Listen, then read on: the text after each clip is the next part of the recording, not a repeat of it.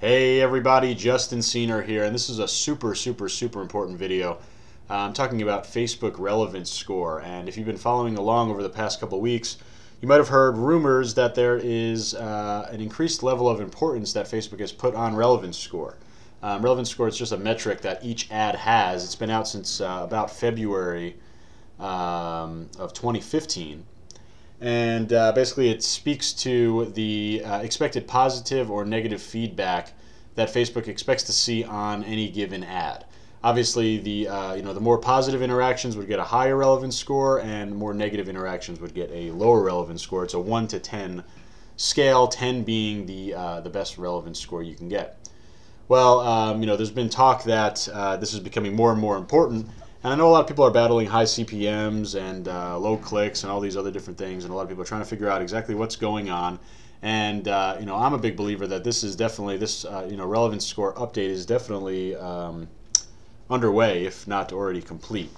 So what exactly is relevance score? Well, like I said, it's a score that Facebook assigns based on expected positive or negative feedback on an ad.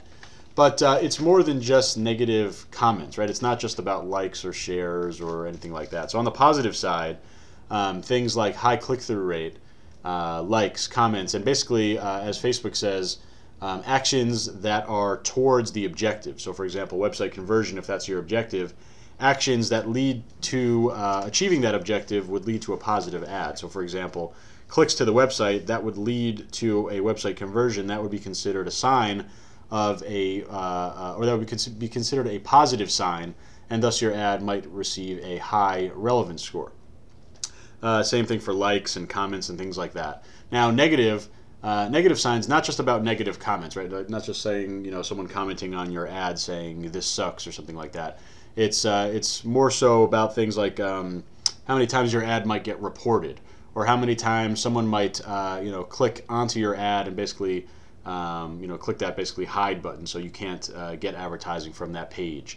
That would be a negative action. That would lead to a lower relevance score. Obviously, also negative comments would as well, but it's mostly on reports.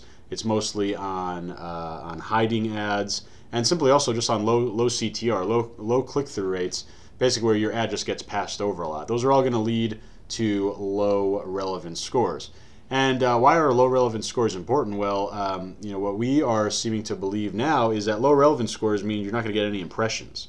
Okay, so this is, this applies to auction bids, and if you don't know what auction bids are, that's totally okay. You've probably been using auction bids the whole time. That's basically how your ad gets, why your ad would get shown rather than someone else's. Your every single impression is based on an auction. Which is important to note because there are some ad types out there where you basically pay for guaranteed reach, and I think they're called reach campaigns or guaranteed reach campaigns. Relevance score won't matter there. But for the traditional ads that everyone is running, really a big deal here, because if you have a low relevance score, you are going to get lower preference in the auction, which means you are going to have to pay more in order to get your impressions. So that means the low relevance score is going to directly relate to your cost per acquisition. So this is super important, and again, at this stage, still a rumor, but I'm looking through my stats and looking at hundreds of ads, hundreds of relevance scores, and really seeing CPMs kind of line up directly with high and low relevances. So there are a ton of different things that you can do, and I'm going to show you kind of just some examples that Facebook gives over here, and these are very basic examples. And they're showing these three examples here, a 2, a 5, and an 8 out of 10 for relevance scores. And I mean, anyone who's doing any type of e-commerce stuff, they're not going to really be going over here, right?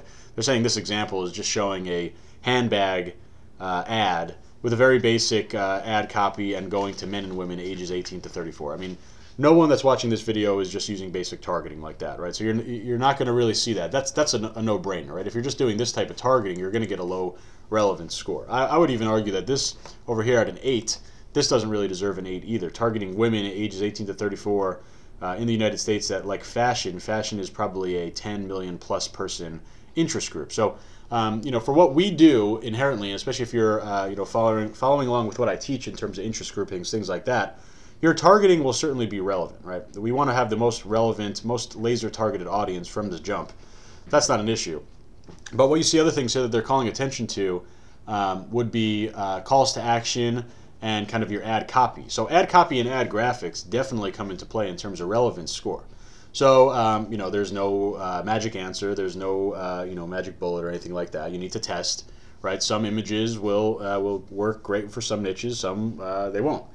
And you're going to want to test. Of course, that's a no-brainer. Remember that this is relevance in terms of how relevant it is to the audience, and that's all that matters. No one cares if you have a great image or if you have a great ad copy if it's not relevant to your target customer base. So whatever targeting you're using on that ad, the relevance score is very, very powerful to you because it speaks directly to how relevant the ad is to that targeting. Not just how relevant or how pretty your ad is, but how relevant it is to who you want to show it to.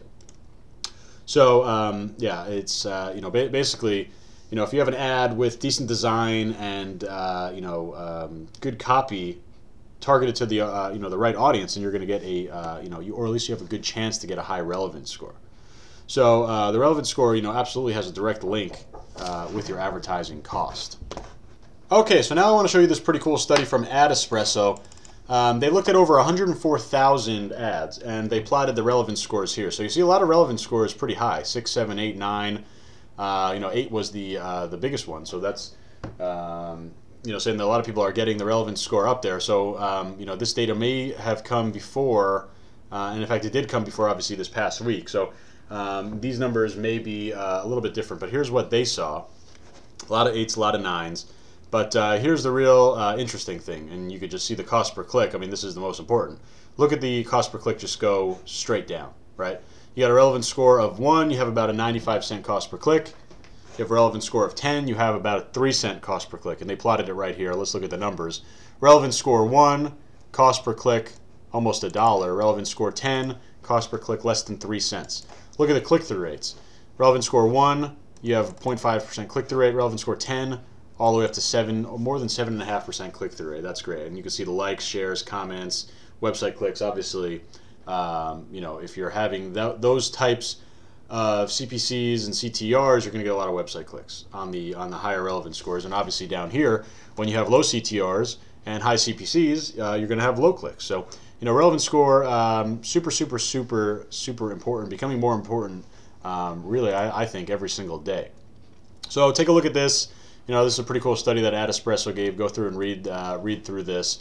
Now, obviously, the thing you're going to say is, okay, well, how can I make my relevance scores better? And I'm doing a lot of different testing for sure. And I'll have some more specifics. I'll be sharing those out once I kind of land on some that are consistently working. I've only been, kind of testing this out for the past week, a little bit less than that.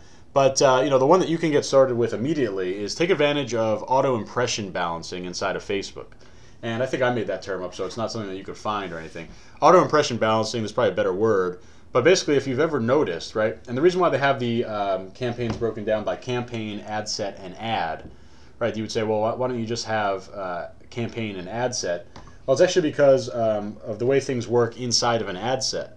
And beforehand, before this relevance score thing, I couldn't really see any good reason to use this feature. But now, if you were to create one campaign with one ad set, and then inside that ad set, so remember the targeting is inside the ad set, so the targeting is the same. And remember, relevance score is about how your specific target audience responds or is expected to respond to your ad. How relevant is it to that audience? So you only need one ad set, right? It's going to be the same targeting, the same audience, but inside this ad set, instead of just having one ad, you're going to have now 5, 6, 10 ads, right? They're all going to be for the same product. They're all going to be the same targeting, but you're going to have little different split tests in there. And the reason why you would typically split test on the ad set level is because of this auto impression balancing. You would see that if you have, let's say, 10 ads inside of one ad set, probably 1 or 2 of those ads is going to get 90 to 95% of the impressions. It's not going to be an even balance. It's not going to be, if you have 10 ads, they're each not going to get 10% of the impressions. It's not balanced that way. So we could actually use that to our advantage now when we're trying to raise our relevance score. So you go into your campaign. You have a campaign. Inside that you have one ad set, right? And inside that you have 10 ads. Well, Facebook is only going to show those ads. They're not going to show them equally. Remember, they're going to show probably 1 or 2 ads are going to give them the most impressions, and that's because they're going to be the ones that Facebook has found the easiest to show. So now you have 10 different ads in there. Facebook is going to assign each of those ones a relevance score. So you basically have 10 different opportunities for you to get a high relevance score, and then have Facebook go and show that ad, right? So you can take advantage of what I call this auto impression balancing. Go and create 10 basically split tests within the same ad set, and then you'll have 10 different relevance scores. You could just simply turn off the ones that have low relevance scores until you're left with only ones that have high relevance scores, and then run with those. So I'll have more for you guys in terms of other kind of tactics to get relevance scores up, but this is the first and easiest one that everyone can do.